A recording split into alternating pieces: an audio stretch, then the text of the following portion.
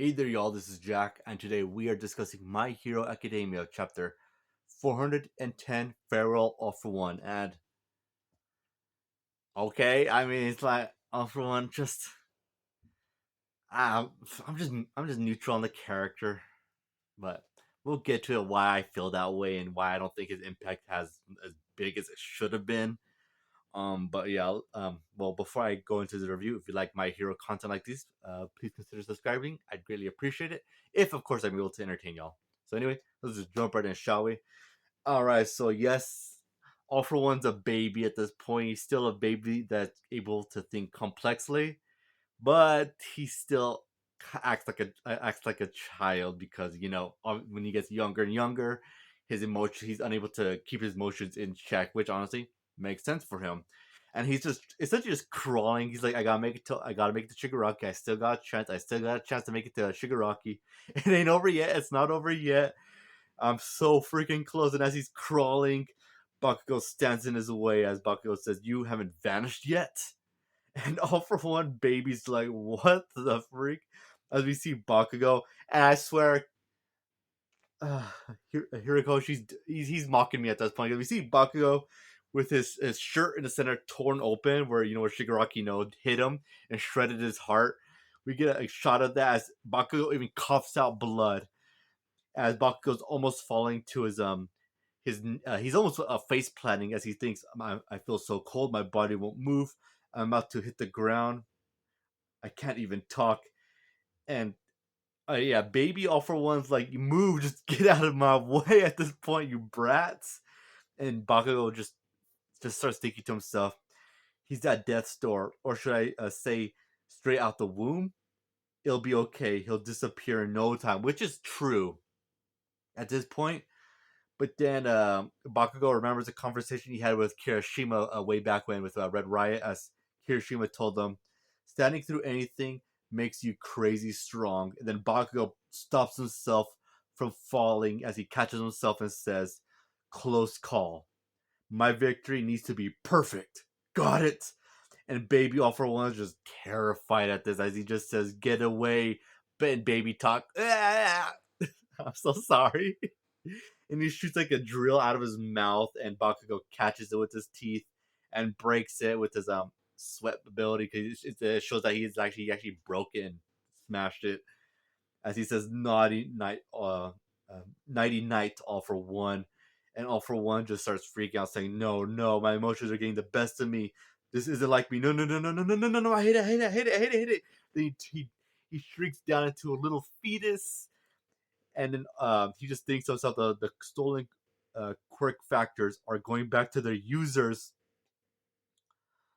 No, no, that makes absolutely zero sense.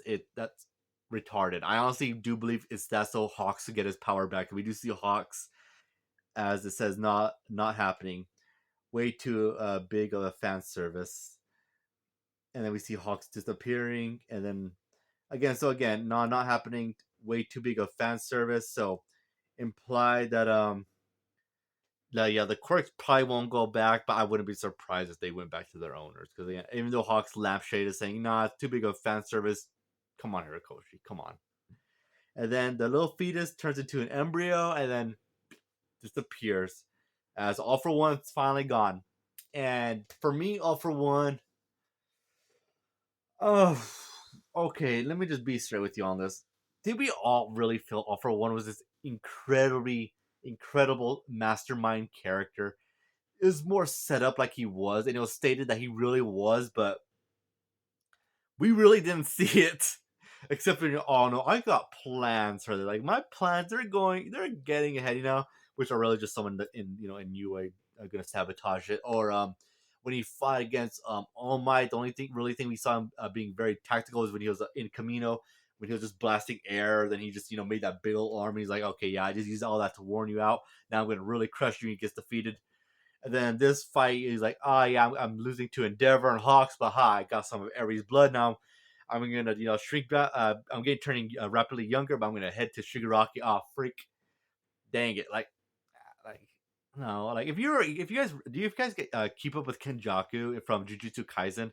Now that's a character. That's how you do intelligence correctly in the new gen mangas.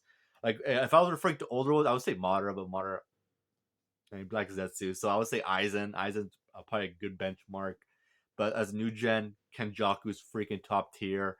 And yeah, All for One, I think All for One should have been like a Kenjaku like character, being very intelligent, but no, we really didn't really get much of him. Just statements that he's very intelligent, and then when you see him, it's like, well, he fights and he gets bested. So yeah, I was unimpressed. I was unimpressed by him. Yeah, and then Bakugo is about to fall down. He's like, "Oh crap! I want to strike All Might's pose, his victory pose, as he just plops onto the ground, but he still raises his hand in the air as he's on the ground, saying, "Do your best, Izuku." Which I actually do like that moment. I genuinely like that. That if Bakugo wanted to do the All Might thing, but he fell down because he couldn't stand up any longer, but because he wanted to stay up as long as until All for One was gone, and he did that. So he fell and plopped, and he was like, "I can't do it, but you got this, Deku. You got this." And I like that for Bakugo. Great character development for Bakugo. Just cheering on, like, you know what, Deku, you got it from here. And then we cut to a few days before the battle with Best Genius and the rest of some of the other heroes that are going to be fighting Shigaraki in the UA Flying Fortress. And essentially, they're talking with essentially Best Genius. Essentially, just cuts down to, well, we gotta destroy. We do have to defeat, All for One and Shigaraki, but there's a distinct difference between the two. All for One wants to rule. Shigaraki wants to destroy. So in the end, we have to destroy Shigaraki, and that's why we're fighting him up in this platform, because he's gonna destroy. Because the main thing he does, he just touches the ground, destroys everything around him. So it's interesting they took this into consideration. That it wasn't just because the platform in the sky was just to prevent Shigaraki just spreading destruction all across the ground. No, it's because people need a home to go back to. They need a home to go back to. They need a place to come back to, and they know that Shigaraki is just that psychopath that will destroy that'll destroy everything. He even states this, that it will take about a week for him to destroy all of Japan and erase it from the map. So I was like, wow, I mean, that makes sense. I mean, having the flying fortress, not just to contain Shigaraki, but to prevent him from also landing on the ground and just destroying everything. Like, that's pretty crazy. But, I mean, but risking all those students trying to keep the fortress flying up instead of having them just, ways to get out of the ground, out of the way if Shigaraki is destroying the ground. I get what they're saying, but having large land masses, again, Shigaraki destroys a lot of landmass, but it's worth having that destroyed than having a bunch of hero children be killed, in a flying fortress. But I don't know. I'm just that could just be me though. I think people's lives are worth more important than land, but I get it. You need a home to go back to. I get what Horikoshi's going with, but come on, Horikoshi doesn't. I get it, but come on. As we cut to the bunkers and we get some people crying because we see a massive tidal wave just destroying so much land. As we get a close up shot of Deku's mother crying, saying Izuku. Then we see so much water wave just coming, destroying so much of the city that's nearby. As Shigaraki says, using decay to bore a facility, using it to spread it throughout the surface, I will be able to destroy parts of Shizuku in an instant. Japan has 378,000 kilometers of land. It will take me a week to erase it off the map. There'll be no way to rebuild. This will be my complete destruction. So yeah, as we said, that Best Genius is right. Shigaraki, he just wants to destroy it all, and that's what Shigaraki is gonna do. He's just gonna wipe out all of Japan, so that way, there's nothing. You're done. Heroes of Japan, you're finished. That's what he wants. He wants to destroy, and he essentially destroyed a lot of the landmass already to sink it to where the water's just coming in, destroying so much of the land or that they're fighting at. And we get Deku and Shigaraki just fighting around with a bunch of water swirling around them. As Deku thinks to himself, mixing gear shift, Jane, and danger sense allows me to keep attacking. I need to finish this. And Shigaraki just smiles and says, "Master is dead. He reaped what he sowed for not destroying that brat. But in a way, I need to thank him. He made me stronger. Strong enough to match his speed." Then he blitzes Deku, and Deku cuts Shigaraki's fingers as we see him touch Deku's face. Okay, how in the world is Shigaraki able to blitz and sneak on Deku? Like, no, no, I don't buy that. Whatever. I get Shigaraki's like, yeah, in this course of fight, I'm getting better. Thanks to Bakugo's speed, I'm able to adapt and get faster. I get it, but it's just like really, like you really gotta give Shigaraki more like a power ups, like to be able to keep up. Like, Shigaraki should already like go into him. Like in my old channel, I had a commenter that gave me a great idea for the Shigaraki that had like all the body parts splitting off him, as we call them Legion Shigaraki, which I think is a pretty cool name. Um, I think it's something like that where if Shigaraki was not getting disformed like that, but he was like more contorting his strength and like condensing it to become like to condense his body to gain more speed. I think I'll be like, okay, there I could buy it, but it seems like Shigaraki is just normal. He's just picking up more and more speed, which I don't think that's really necessary to to get him to make him stronger because Shigaraki's already so much more powerful. And yeah, I just didn't like that. I thought that was ridiculous. Also, again, danger. Yeah, I get danger sets got Deku fast enough to cut Shigaraki's hand, but again, Shigaraki's in water. That's gonna be slowing him down a bit. So yeah, I was like, come on, Hirikoshi, don't do this to me. As Shigaraki says, "You got rid of my fingers in a blink of an eye, huh?"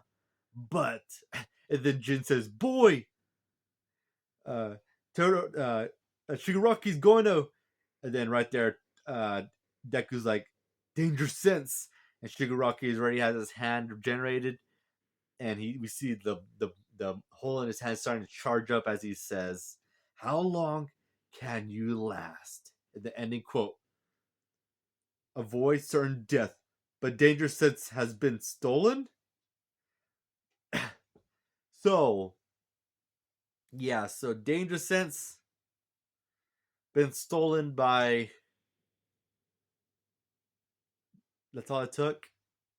I get it. Yeah, just a hand steals the power, but I did not like this whatsoever. For me, it seems like all the quirks that Deku has, like all of the quirks that he has, are all intertwined with each other. Like if you're gonna try to steal one, you have to take them all. That's how I've always seen it because they're all, as I said, intertwined with each other to be able to, to work so well with Deku. But seeing that if Dangerous Sense was actually stolen like 100%, I no, I don't buy that at all. It shouldn't be that easy. But yeah, it seems like Shigaraki stole it and he's gonna charge up an attack so that way Beku, yeah, Beku, his cousin, no, Deku, he's gonna have a harder time, predicting attacks again. That was just ridiculous to me. I didn't like that. Yeah, so again, I don't think that's how it should work. Stealing the one for all quirk. If you're trying to steal one, you got to steal them all. That's how it always seemed to me. But I don't know. I mean, the rules kind of got thrown out in this last arc. That's so. Overall, I did like the whole thing with Bakugo standing up and doing the whole hand thing. I thought that was pretty cool. Then also our heroes, in the flashback of them saying, "Yeah, we gotta try to stop Shigaraki from destroying, all the landmass." So that way, people have a place to go back to. I get it, but it's like, come on. I mean, Japan's pretty dang big. And we do get, I would like to see Shigaraki, a Deku fight at Mount Fuji and Shigaraki just kind of destroying it. Just kind of show that, again, not because, any malicious intent, well, from Shigaraki, not my part, but just show that, that, Shigaraki, like, we all know of Mount Fuji, Japan, right? But it's showing that Shigaraki has definitely left his mark on the land of Japan. Like one of their main destination spots. Like one of their icon of their national landmass. I think that'd be neat if he like destroyed some of it, a chunk of it at least, to show his damage. That way, people always look at it and say, that's the time when that villain destroyed that, but a hero Deku helped save not just the people but the land too. And I think that'd be neat. But we'll see where it goes. So yeah, I'm gonna rate this chapter 6 out of 10. Like the whole Bakugo thing. Again, aside from the heart getting shredded. Um, all this right here in this last chapter right here of Bakugo being able to, the whole thing go get him Deku. I like that a lot. Besides that, yeah, the rest is just meh. So yeah, that concludes my review. And yeah, if you watched this far, I appreciate it. I hope you guys have a great day. Take care. Later.